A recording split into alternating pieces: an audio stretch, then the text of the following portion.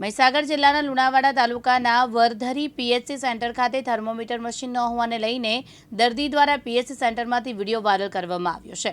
ગામના એક જાગૃત નાગરિક દ્વારા વરધરીના પીએચસી સેન્ટર ખાતે તાવની દવા અર્થે તાવ માપવા માટે આ મશીનથી કેટલો તાવ છે તે અંગેની ડૉક્ટર પાસે માંગણી કરતા ડૉક્ટર પાસે મશીન ન હોવાને લઈને દર્દી ગુસ્સે ભરાઈ વિડીયો વાયરલ કરવામાં આવ્યો હતો।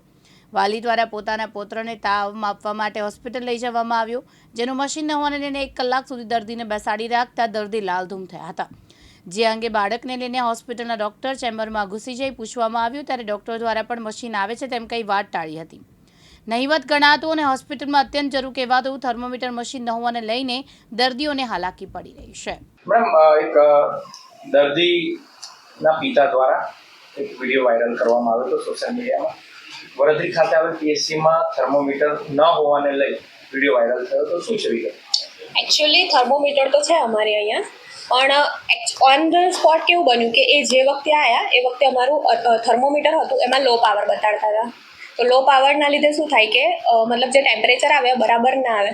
અમે થોડા ટાઈમ પછી બીજું થર્મોમીટર મંગાવ્યું અને એના માટે એમનું કરાવ્યું ટેમ્પરેચર।